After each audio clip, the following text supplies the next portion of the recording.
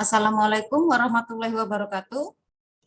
Waalaikumsalam warahmatullahi wabarakatuh. Suara saya jelas, Nak? Jelas, Mem. Jelas, Mem. Jelas. Oke. Selamat pagi semuanya. Alhamdulillah hari ini kita masih bisa diberikan kesehatan untuk kita mulai pelajaran di hari ini. Ada baiknya kita memulai pelajaran dengan berdoa. Doa dimulai.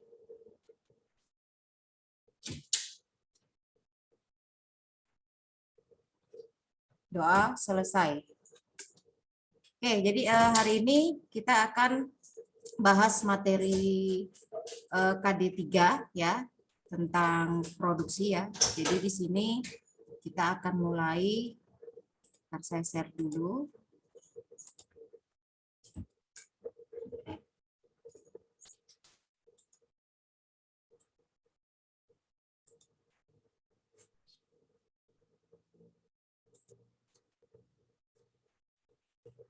Oke, jadi hari ini kita akan bahas tentang biaya produksi, harga jual, dan perhitungan laba rugi. Nah, untuk materi ini saya rasa sudah tidak asing karena dari kelas 1 juga kita sudah mulai membahas dari biaya produksi, harga jual, dan perhitungan laba rugi.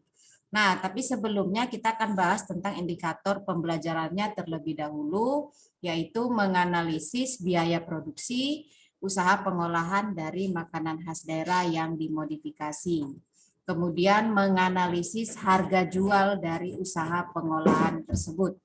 Dan menganalisis laporan laba rugi dari usaha pengolahan makanan khas daerah yang dimodifikasi. Baik itu dari bahan nabati maupun hewani. Nah, kita lihat yang pertama dari komponen biaya produksi.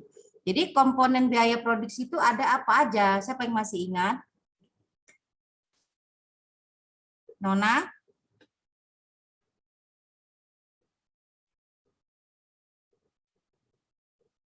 Ada Nona? Ada, Mem. Ya, komponen biaya produksi itu apa saja kalau di dalam ini pengolahan ataupun bidang-bidang lainnya? Biaya apa saja yang perlu diperhitungkan?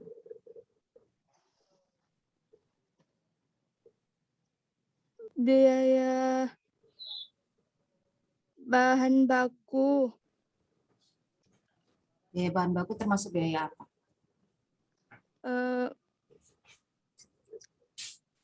Biaya produksi, Mem. Oke, jadi biaya produksi yang komponen yang harus kita ingat adalah yang pertama biaya tetap atau fixed cost ya.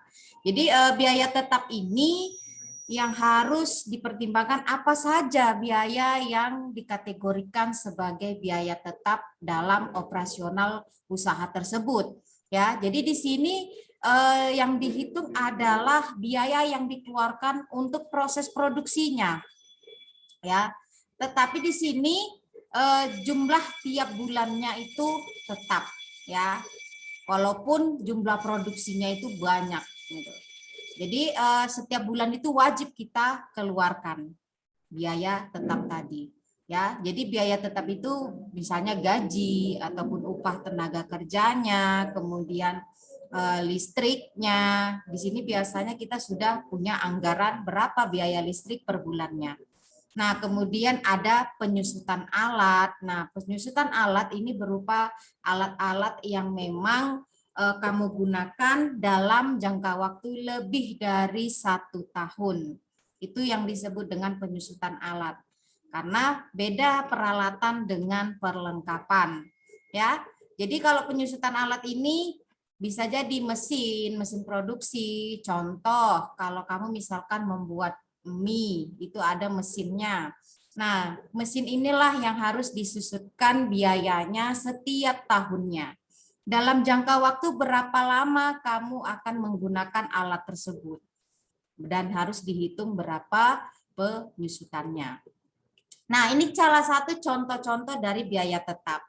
Ini saya misalkan, jadi kalau dalam pembuatan usaha, ini biasanya kita harus rincikan dulu alat-alat yang akan kita gunakan dalam pengolahan makanan tadi. Berapa biaya yang perlu dialokasikan dalam pembuatan proses produksi makanan tersebut. Nah, ini ada beberapa alat yang umum-umum saja kita coba ya. Jadi di sini diperinci satu persatu, berapa pisau yang dibutuhkan, berapa telenan besar, wajan besar, dan lain sebagainya. Di sini harus memang kita kalkulasikan ketika pada saat kita membelinya. Jadi harus dispesifikkan berapa harga satuannya dan berapa jumlah totalnya. Jadi jumlah total yang 2.400.000 inilah yang harus kamu pikirkan penyusutannya atau penggunaannya selama proses produksi. Jadi biaya tetapnya tadi kita lihat ada 2.400.000. Nah, maka di sini kamu harus kalkulasikan yang 2.400.000 ini mau dipakai berapa lama? Daya tahannya berapa lama? Daya pakainya. Nah, maka kamu kalkulasikan, mungkin dia di sini memprediksikan 2.400.000 ini, alat-alat yang kita beli ini bisa digunakan dalam waktu 4 tahun. Jadi 4 tahun itu kalau per bulannya ada berapa banyak? Kali 12 bulan, berarti ada 48 bulan. Jadi biaya penyusutannya bagaimana? Nah, untuk yang paling simpel adalah biaya penyusutan itu dengan menggunakan metode dari garis lurus, yaitu jumlah dari peralatan yang ada 2.400.000 ini dibagi anak. Sini ada pembagian dibagi 48 bulan. Jadi setiap bulannya yang harus kamu sisihkan biayanya adalah berapa? 50.000. Ya, jadi selama 48 ada penyusutan dan setiap bulannya harus kamu sisihkan biaya tersebut sebesar 50.000. Nah, apa sih guna dari penyusutan itu sendiri? Siapa yang bisa menjawab? Kenapa sih harus ada penyusutan?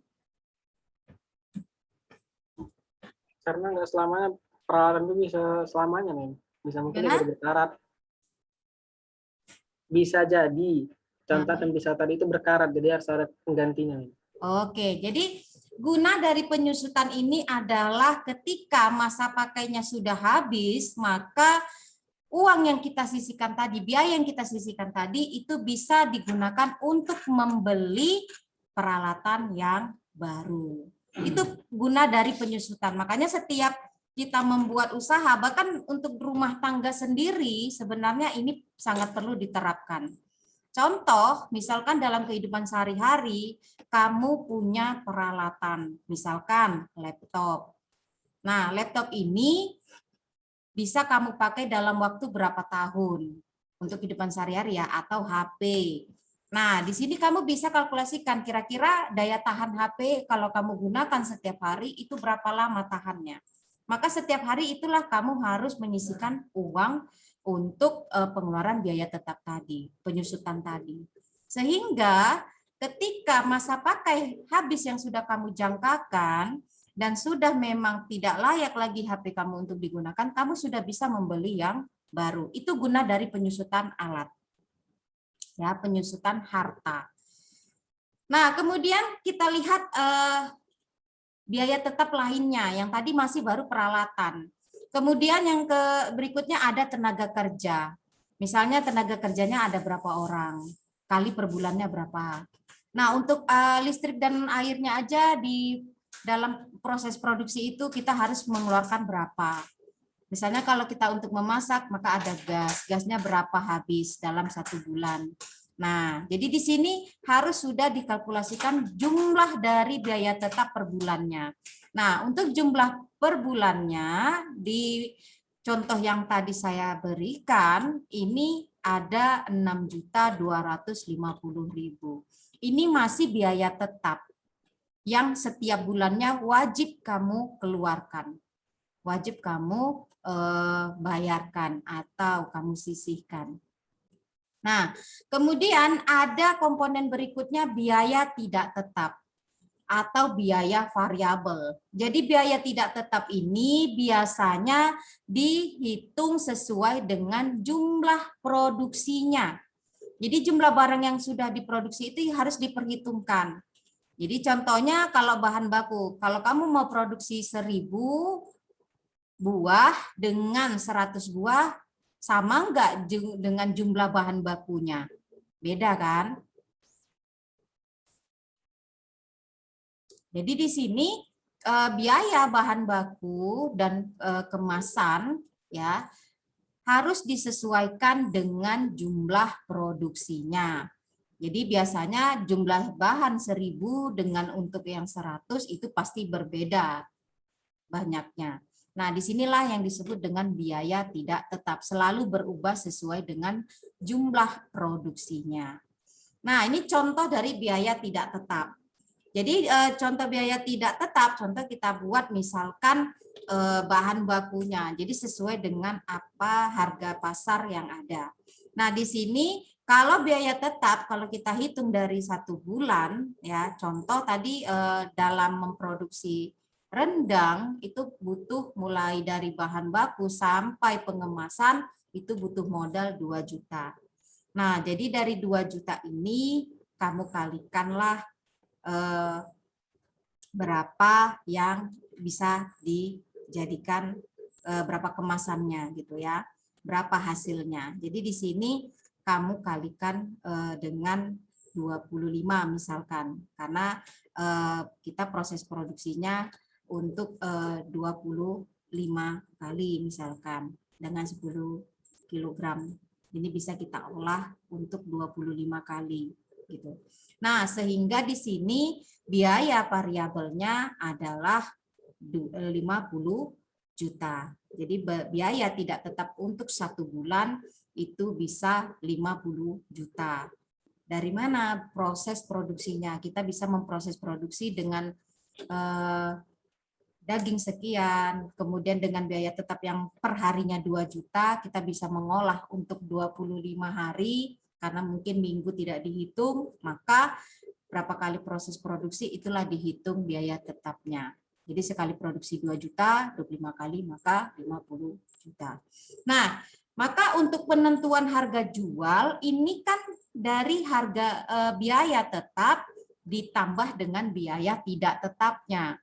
Baru kemudian dibagi total jumlah barang yang diproduksi atau total jumlah penjualannya. Nah, ini kita lihat contoh ya, contoh untuk menghitung harga pokok produksi.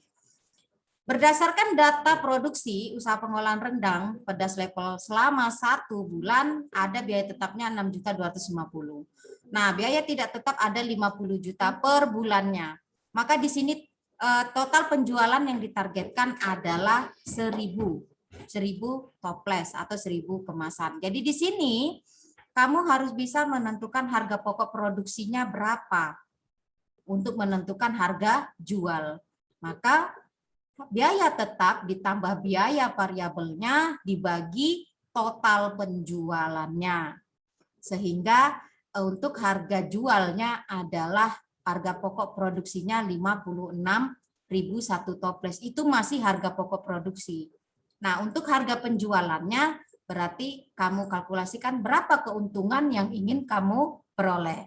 Jadi di sini 56 ini masih harga modal, harga pokok dari produksi sampai selesai. Nah, untuk harga jualnya berarti kamu kalau mau laba misalkan berapa persen kamu ingin ambil dari per toplesnya ataupun per kemasannya. Sampai sini bisa dipahami, Nak? Bisa, Mem. Oke. Nah, jadi ini harga pokoknya, kemudian harga jualnya, maka kamu kalikan mau berapa persen. Ini contohnya saya ambil 20% dari harga pokok yang kita peroleh. Jadi dari 56.000 itu kita ambil keuntungan 20%, yaitu 11.200. Berarti harga jualnya berapa? 11.200 ditambah 56.000. Maka harga per toplesnya itu atau per kemasannya adalah Rp67.200. Ini sudah keuntungan 20%. Jadi inilah harga jualnya. Jadi kamu bisa kalikan dulu mau berapa persen kamu ambil keuntungan setelah kamu mengetahui modal dalam satu kemasan tadi. Sampai sini bisa dipahami, Nak? Bisa, Mem. Bisa, Mem. Oke, alhamdulillah. Nah, sekarang kita lihat dari perhitungan laba ruginya. Jadi kalau perhitungan laba rugi ini merupakan salah satu target yang memang harus dicapai pada saat kamu membuat usaha ataupun membuka usaha. Nah, jadi di sini untuk perhitungan laba rugi itu adalah penerimaan kotor ataupun pendapatan kotor kamu, pendapatan seluruhnya sebelum dikurangi biaya. Itu yang disebut dengan pendapatan kotor. Nah, kemudian kurangkanlah dengan total biaya yang ada.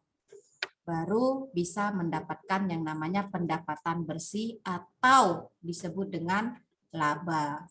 Nah, jadi jika penerimaan kotor tadi lebih kecil dari laba yang kamu biaya yang kamu keluarkan, maka ini akan mengalami kerugian. Begitu juga sebaliknya, jika penerimaan kotor kamu itu lebih besar dari total biaya yang kamu keluarkan, maka kamu akan mengalami yang namanya laba. Nah, jadi kita lihat untuk laba usaha. Nah, untuk laba usaha, maka di sini dari rendang yang tadi kalian jual, itu kan ada harga pokoknya 56.000. Nah, kemudian ketika kamu harus mencapai penjualan 1 bulan itu harus kamu targetkan berapa pieces, maka misalkan 1.000 kemasan. Jadi tadi kita dapat harga jualnya, kalau kita ngambil keuntungan, ini ada 67.200. Nah, sekarang kamu ternyata mau menjualnya dengan harga yang pas, tidak pakai 200, tidak pakai kamu genapkan sesuai yang angka yang enak gitu. Misalnya dengan harga 65.000. Jadi kamu menjualnya dengan harga 65.000, berarti keuntungan yang kamu peroleh dari modal 56 menjadi 65.000 itu kan ada 9.000. Itulah yang kamu peroleh keuntungan per toplesnya. Maka di sini 1.000 dari 65.000 kalikan, kemudian harga pokok total biayanya tadi 56 ini kalikan 1.000, maka 9 juta lah keuntungan kamu 1 bulan. Karena apa? Penerimaan lebih besar daripada total biaya yang kamu keluarkan. Jadi laba usaha kamu di dalam 1 bulan dengan penjualan harga 65.000 untuk 1.000 toples ya, per toplesnya 65.000, keuntungan adalah 9 juta. Nah, ini soal, kita ada waktu berapa menit ya? Oke, kita punya waktu sedikit lagi.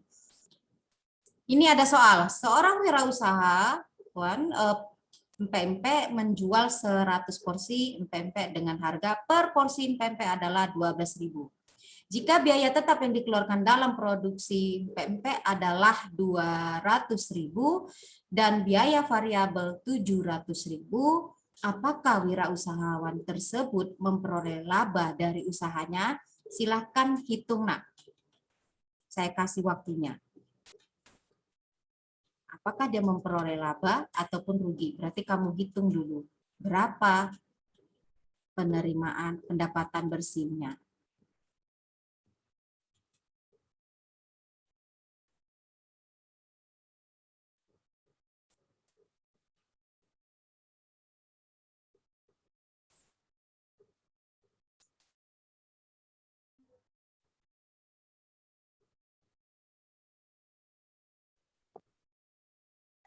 Untung, Mem. Untung. Untung 300.000, Mem. Untung 300.000. Berapa penerimaan kotornya? 1.200.000, Mem. Oke, itu dari hasil perkalian banyak produksinya kali harga proporsinya, Mem. Oke, berarti 100 dikali 12.000. 1.000, Mem. Kemudian biaya ininya berapa? Biaya Total biayanya? total biayanya 900.000, Mem. Oke, berarti 1.200.000 dikurangi 900. Maka labanya adalah 300.000.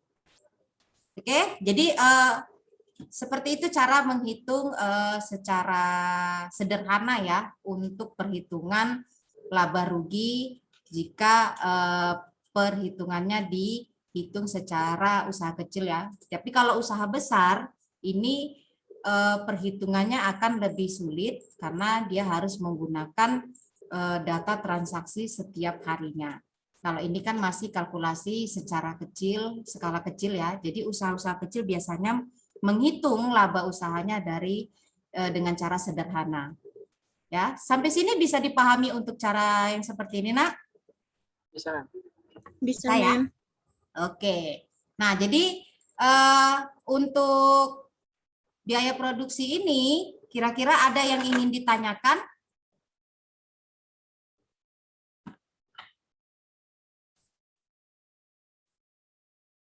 Tidak ada, Ada? Mem. Jadi bagi yang belum dapat jawaban, ini juga bisa kamu lihat nantinya. Jadi ada penerimaan kotornya, kemudian ada total biayanya, baru kita hitung pendapatan bersihnya atau laba ruginya. Ya, ada yang ingin ditanyakan, Nak, sebelum kita akhiri? Tidak ada, Mem. Pas? Pas. Sudah paham semuanya? Paham, Mem. Oke, jadi itu saja untuk pertemuan kita hari ini. Saya sudahi dengan Assalamualaikum warahmatullahi wabarakatuh. Waalaikumsalam. Waalaikumsalam warahmatullahi wabarakatuh. Thank you, Mem. Ya, sama-sama.